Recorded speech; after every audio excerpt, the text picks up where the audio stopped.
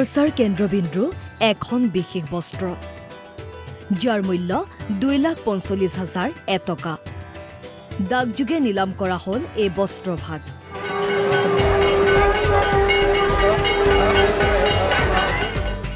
মঙলদৈত এখন বিশেষ গামোচাৰ বাবে হেতা উপৰা ভক্তপ্ৰাণ ৰাইজৰ এই দৃশ্য পশ্চিম মঙলদৈ দাঘি অৰ্জুনতল বিষ্ণু মন্দিৰৰ তিনিদিনীয়াকৈ মন্দিৰটোত আয়োজন কৰা হয় বাৰ্ষিক নাম প্ৰসংগৰ জাগ্ৰত এই বিষ্ণু মন্দিৰটোৰ বৰ্তমানে চলি আছে মণিকূট নিৰ্মাণৰ কাম তাৰ বাবে মন্দিৰ পৰিচালনা সমিতিয়ে ৰাইজৰ মাজত ডাকযোগে নিলাম কৰি আহিছে বিশেষ বস্ত্ৰভাগ এই যিখন দেৱবসন শ্ৰীমদ ভাগৱতখন ৰখা হৈছিল সেই আমি জানোৱেই যে শ্ৰীমদ ভাগৱতে আমাক অনুপ্ৰেৰণা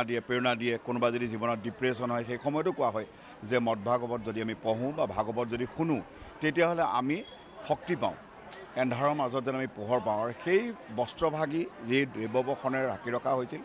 যিগৰাকীয়ে কলাই গাঁৱৰ পৰিয়াল গম পালোঁ তেখেতসকলে এই বস্ত্ৰভাগী বৈছে তেওঁলোকে সম্পূৰ্ণ ৰীতি নীতিৰে ব্ৰতত থাকি তেওঁলোকে কৰিছে গতিকে তেখেতৰ নিজৰ ফালৰ পৰা এটা ধৰ্মীয় আত্মীয়তাৰে কৰিছে যিজনে এখন ক্ৰয় কৰিছে তেখেতে এখন কাপোৰ বুলি কৰা নাই তেখেতে ভাবিছে যে প্ৰতিষ্ঠা কৰি কেনেকৈ ঘৰলৈ সুখ শান্তি নিব পাৰোঁ গতিকে এনেধৰণৰ অনুষ্ঠানে এনেধৰণৰ বস্ত্ৰক বিশ্বৰ দৰবাৰলৈ লৈ যায় আমি গামোচা বুলি জানো কিন্তু দেৱবসনখনে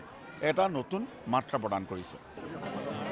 সম্পূৰ্ণ ধৰ্মীয় ৰীতি নীতিৰে প্ৰস্তুত কৰি উলিওৱা এখন বিশেষ ফুলাম গামোচা অধিবাসৰ দিনৰে পৰাই নিৰ্দিষ্ট পূজা অৰ্চনাৰ মাজেৰে ৰখা হয় মন্দিৰৰ থাপনাত আৰু তিনিদিনীয়া বাৰ্ষিক নাম প্ৰসংগৰ দ্বিতীয় দিনাখন ডাকযোগে নিলামৰ ব্যৱস্থা কৰে মন্দিৰ পৰিচালনা কৰ্তৃপক্ষই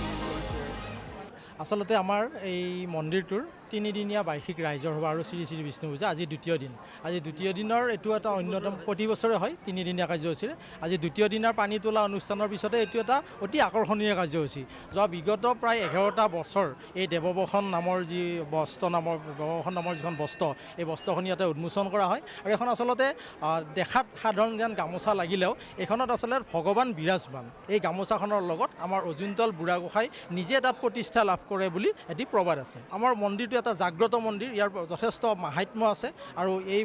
আমাৰ ভগৱন্তৰ ওচৰত যেতিয়াই যি বিচৰা যায় বা যদি সৎ উদ্দেশ্যে যদি কিবা যদি মনৰ কামনা থাকে নিশ্চয় এখেতে পূৰণ কৰে দাঘি অৰ্জুনতল বিষ্ণু মন্দিৰৰ বিশেষ দেৱবস্ত্ৰখনৰ নিলামত দৰ উঠে 2,45,000 টকা ডাকযোগে জাগ্ৰত মন্দিৰটোৰ থাপনাত থকা বস্ত্ৰভাগ ক্ৰয় কৰে দৰং জিলা পৰিষদৰ সদস্য দীঘিৰপাৰ নিবাসী বিতুপন ডেকাই আমাৰ অজুনতল বুঢ়াগোসাঁই বিষ্ণু মন্দিৰৰ উদ্যোগত প্ৰতি বছৰে যিখন মদ ভাগৱত দেৱবসন এই দেৱবসনখন এটা ডাক পথাৰে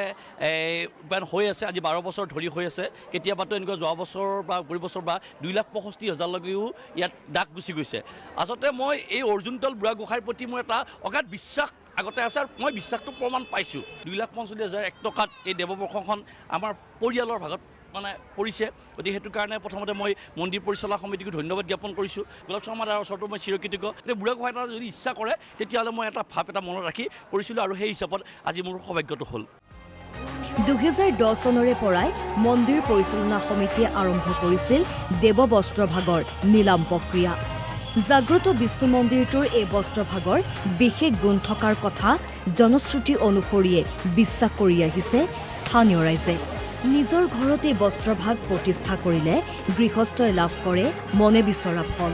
বছৰ বছৰ ধৰি চলি অহা জনবিশ্বাস আৰু ধৰ্মীয় ৰীতি নীতিৰ মাজেৰে এইবেলিও মন্দিৰ কৰ্তৃপক্ষই বস্ত্ৰভাগ লাভ কৰা বিতুপন ডেকাৰ গৃহত সংস্থাপিত কৰিব নিলামযোগে লাভ কৰা ধন ব্যৱহাৰ হ'ব মন্দিৰৰ মণিকূটৰ আন্তঃগাঁথনি নিৰ্মাণত